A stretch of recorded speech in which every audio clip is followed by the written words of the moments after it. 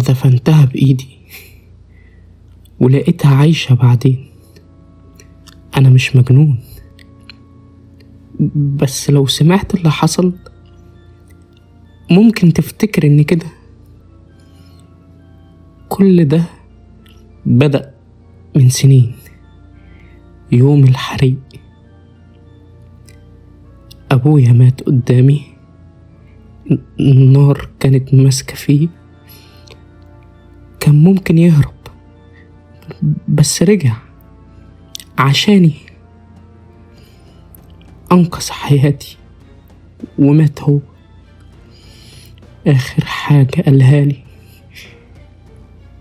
خليك فاكر، ما تثقش في حد. وأنا للأسف ما سمعتش. ومن يومها وأنا حاسس إن في حاجة خرجت من البيت وفضلت معايا. بعد ما بابا توفى ما أخدناش ورثنا. عشت أنا وأمي وأختي. ما اشتغلتش بشهادة الهندسة عشان ما اتجوزش بنت عمي وببقى مجبر أعيش معاه. بعدت عنه، أخدت أختي وأمي واشتغلت في التجارة. محدش يعرف شهادتي غير هما بس. وبعدين قابلت هيام، شفتها مع أختي هادية زيادة عن اللزوم. نظراتها ثابتة كأنها بتقرأ أفكاري. في مرة كنت بحكي ووقفت في نص الكلام، كملت هي بالحرف. قلت لها: انت عرفتي منين؟ ابتسمت وقالت لي: نوها قالت لي. بصيت انا لنوها بعدين وافتكرت سألتها، قالت لي: انا ما قلت لهاش حاجة. سكت.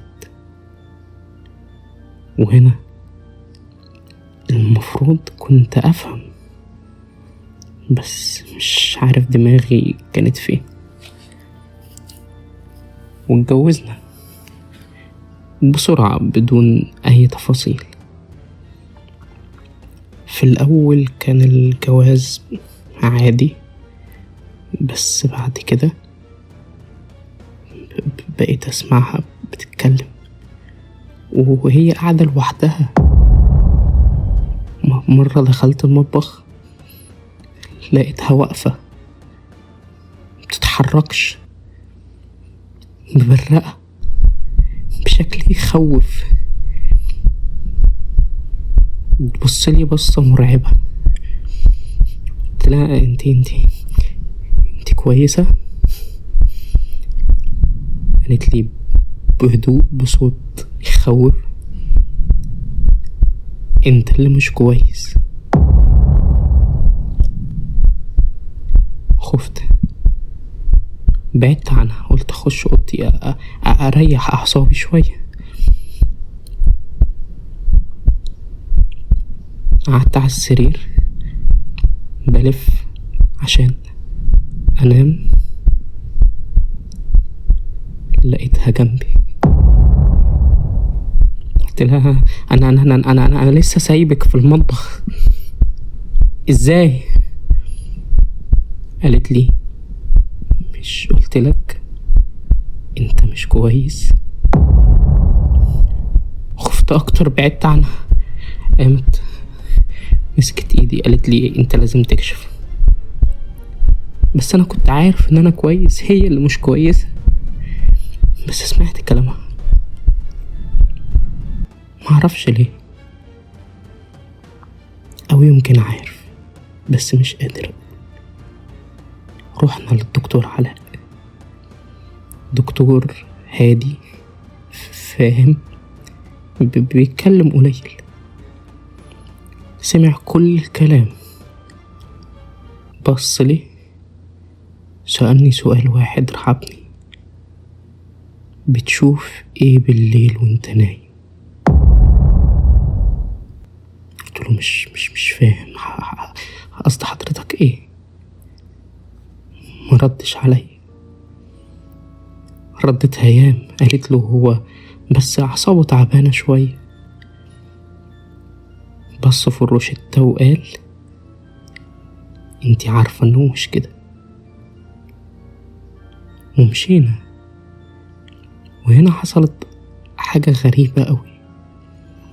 صوته كان عالي قوي وبيخوف. نده قال: هيام. الروشتة.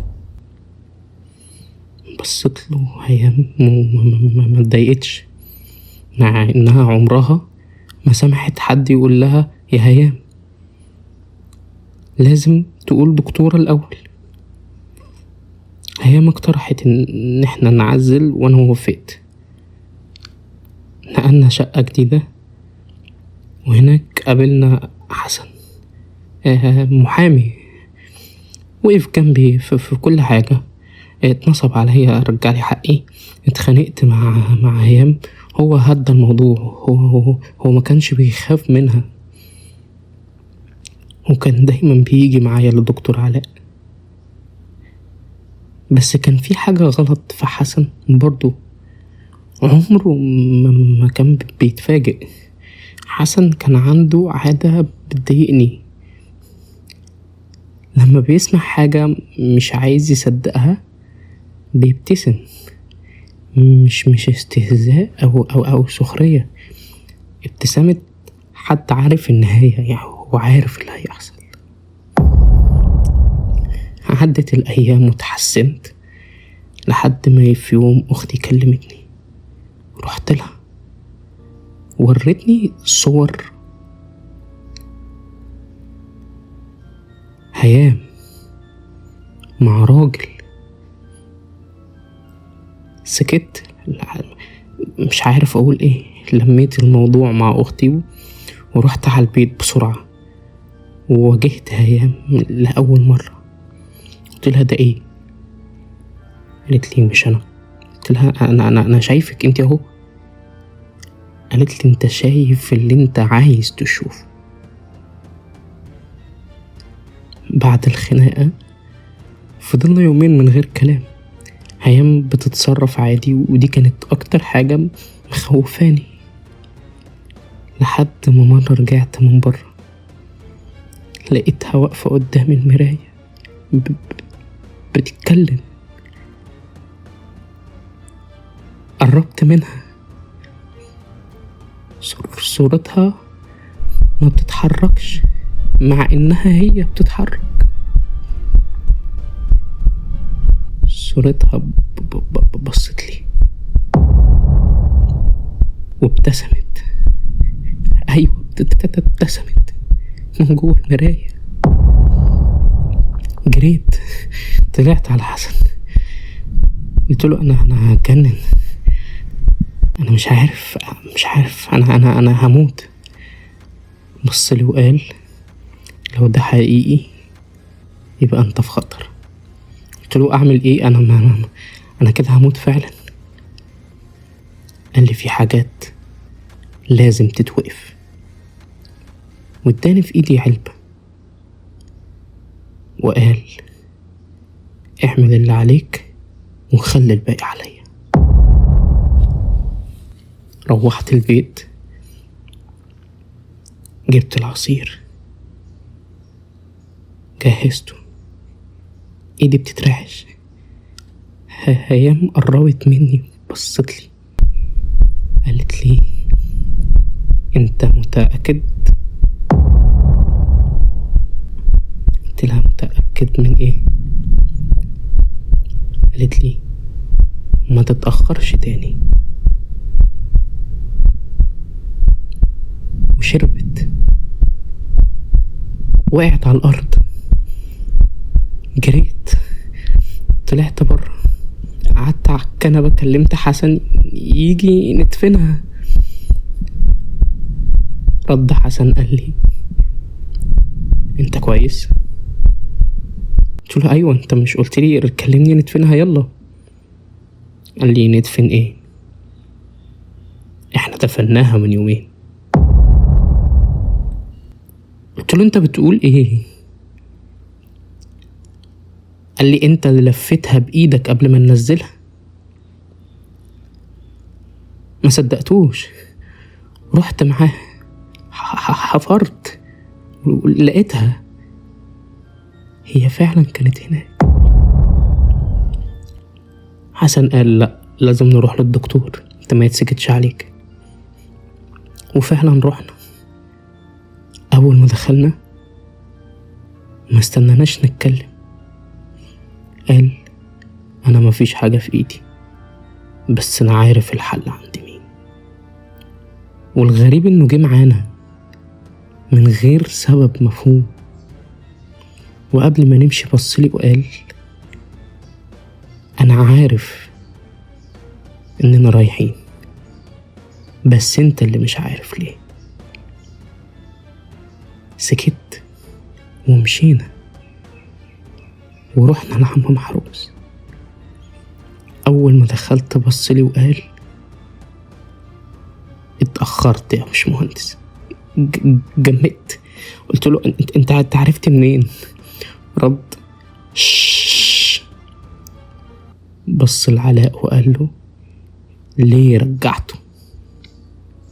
بص لي تاني وقال مشكلتك مش مع الحي، مشكلتك مع اللي ماتوا. قلت له مين وانت عرفت مشكلتي منين اصلا؟ قال اللي ماتوا في بيت النهر واللي رجعوا منه رجعوا بحاجة مش بتاعتهم. طلعنا. حسن ما اتكلمش، انا ما اتكلمتش. في الاخر قال انت لازم تواصل مع اهلك، كلموني وعايزين يطمنوا عليك. وانا صراحة ما كنتش قادر اني ابات لوحدي، ورحت بيت اهلي لقيت اختي. حكيت لها، قالت لي استنى انت فاكر بيت البلد؟ قلت لها اه ماله؟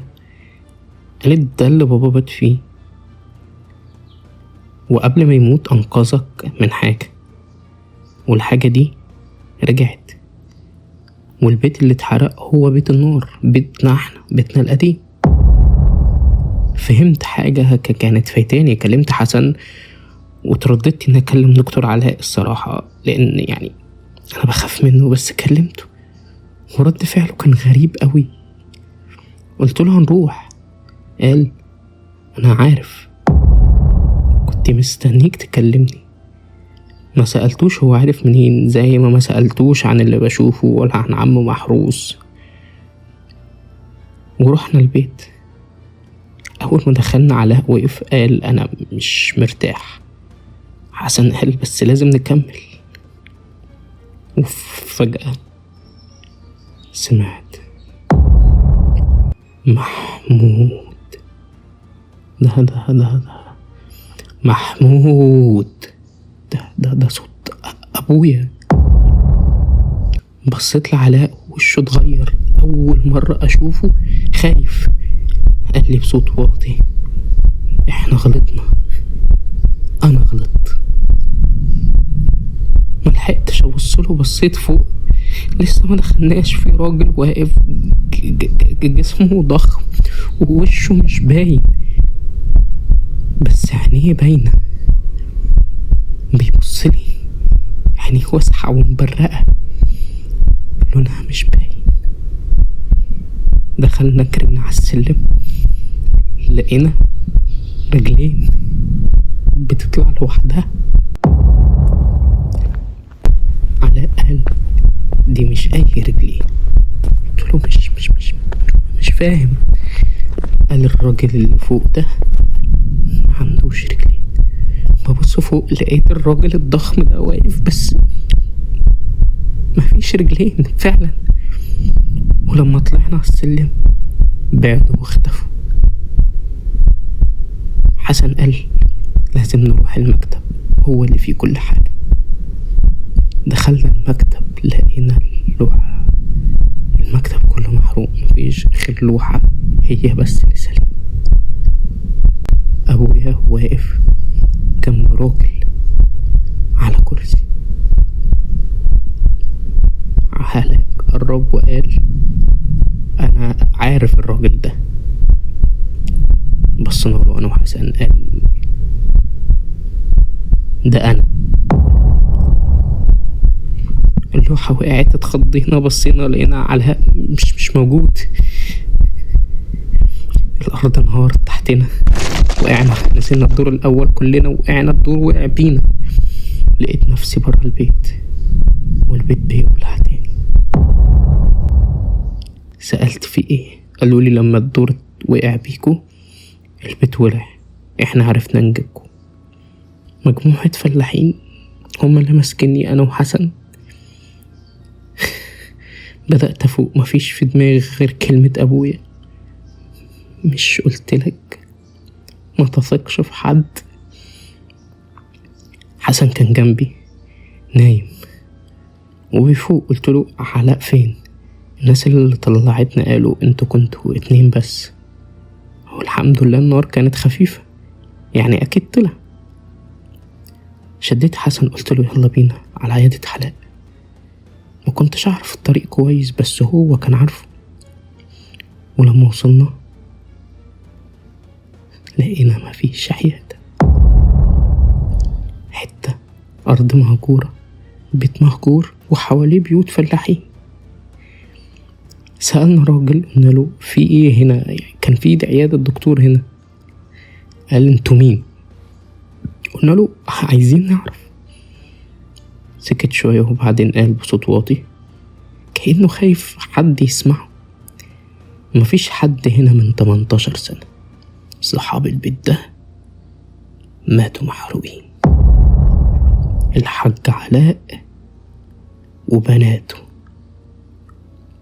هيام ورحمة. قلت له انت بتقول ايه؟ بصيت لحسن عشان ارجع له، لقيت الراجل مشي، مش قادر، بنده عليه ما بيلفش، وانا مش قادر اجري، رجليا من الخوف متكلبشة مكاني. بصلي من بعيد وقال على فكرة انت شبهه، اتفضلوا. بصيت لحسن لقيته بيصلح في العربية. قلت له حسن في راجل هنا، وحكيت له. قال لي يا ابني ما فيش حد غير انا وانت، بس عموما لو اللي بتقوله بجد يبقى لازم بيت البلد يتباع. رجعت بيتي حاسس اني هديت، اول مرة من زمان احس اني هديت، وان انا اول مرة احس اني انا. لحد ما التليفون رن، رديت، سمعت صوتي بيقول اوعى تصدقهم، اوعى تصدق نفسك.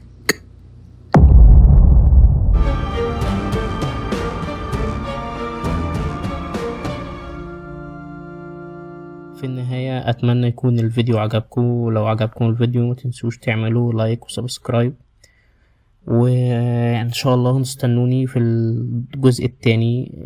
هينزل الخميس الجاي إن شاء الله، بس لو القناة وصلت 1000 سبسكرايبر و1000 لايك إن شاء الله هنزله الاتنين مش الخميس.